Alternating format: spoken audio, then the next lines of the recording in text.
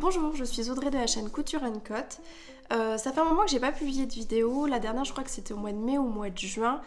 La couture, je sais pas pour vous, mais ça va, ça vient. Il y a des moments où on va coudre beaucoup et d'autres un peu moins. Personnellement, c'est mon cas. Et puis voilà, les événements de la vie font qu'à un moment donné, on aura plus envie et plus le temps, ou en tout cas, on se permettra de prendre plus le temps. Actuellement, c'est ce que je m'octroie un peu plus, donc en fait, c'est suite à ces différents projets que je suis en train de réaliser que ça m'a remotivée à faire une vidéo. Notamment la thématique, donc c'est ce que j'aimais bien le format des dernières vidéos Fête des pères, Fête des mères, sur lesquelles je choisissais une thématique et je vous faisais une préco de quelques tutos sur YouTube pour cibler vos recherches et puis en tant que débutante vous guider sur ces réalisations. Alors me concernant pour Halloween, j'ai fait une sélection de quelques tutos.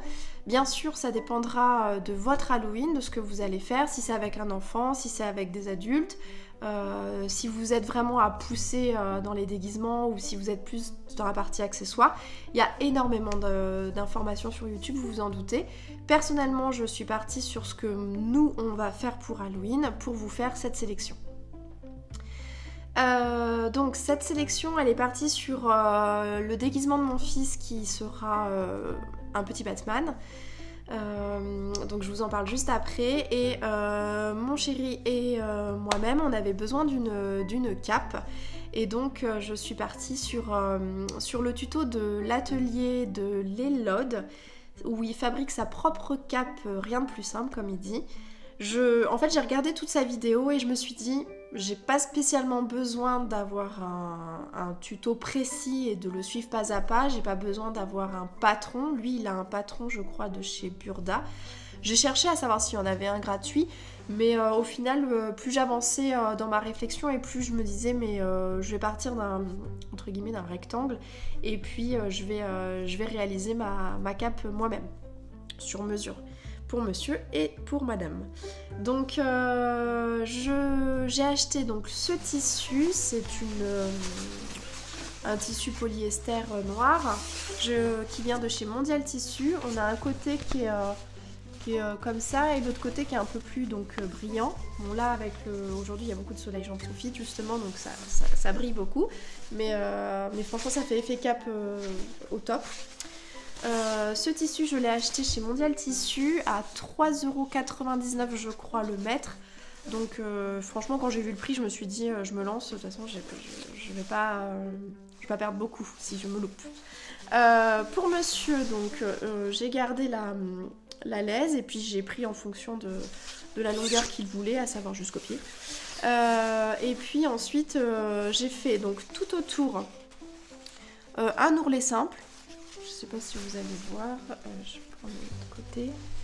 Un ourlet simple, j'ai juste plié et j'ai fait une piqûre tout le long. J'ai fait la même chose en bas, un ourlet simple. Donc là je l'ai adapté, j'ai coupé au ciseau cranteur pour éviter que ça s'effiloche. J'avais pas en fait envie de tout surjeter. J'ai pas de surjeteuse encore, donc je me suis dit que j'allais cranter au ciseau directement pour éviter que ça s'effiloche en bas, et j'ai fait un ourlet un peu plus grand. En fait, j'ai ajusté en fonction de la longueur qu'il voulait de sa cape. Et pour le haut, j'ai posé un biais. Donc j'ai posé un biais tout le long. Je sais pas si on voit vraiment mon biais là pour le coup. Voilà, il y a un biais tout le long, ce qui fait que j'ai gardé de la longueur pour le biais et il n'a plus qu'à l'attacher autour de son cou. Voilà. Et comme il me restait assez de longueur pour moi, étant plus petite, j'avais besoin de moins de longueur, j'ai fait à peu près la même chose, à savoir les ourlets sur les côtés. Et en bas, j'ai passé le coup de ciseau cranteur et j'ai fait un ourlet simple. Et par contre, j'avais plus assez de biais parce que j'avais acheté un biais qui brillait comme la cape de monsieur, mais pour moi, j'avais pas assez de biais.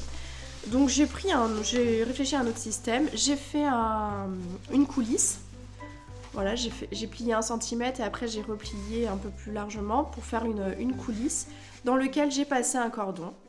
Voilà, tout simplement. Et puis j'ai ça pour venir fermé autour du cou. Donc bien sûr je le serre pas, enfin ça fait pas mal du tout hein, parce que je le fais tomber un petit peu pour que ça fasse un effet sur les épaules. Donc non, ça ne gêne pas du tout. C'est un autre système, il y a les deux. Le pied fait plus fini et plus propre, mais là j'aimais bien aussi le fait que ça fasse cet effet un peu froncé avec la cordelette. Donc voilà pour cette deuxième cape et j'en suis très contente et ça fera l'affaire pour cette petite soirée d'Halloween qui est en perspective. Alors comme je vous le disais, je suis partie de nos propres déguisements pour faire une petite sélection sur la partie plus spécifique déguisement. Je suis partie sur le tuto de Charlène de la cape de vampire pour Halloween, 11 minutes 52, le format est top. Comme elle le dit, c'est un tuto ultra débutant, franchement allez-y les yeux fermés, c'est très très bien expliqué. Également le chapeau d'Halloween de couture enfant et tricot débutant avec Julien. Étant donné que moi j'avais un déguisement de sorcière, je ne pouvais pas ne pas choisir le chapeau de sorcière.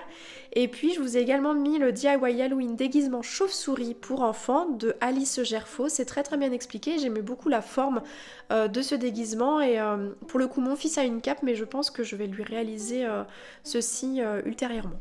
Et enfin, qui dit Halloween dit forcément bonbons. Je vous ai choisi deux formats de panier ou de sac à réaliser pour Halloween, pour aller chercher les bonbons.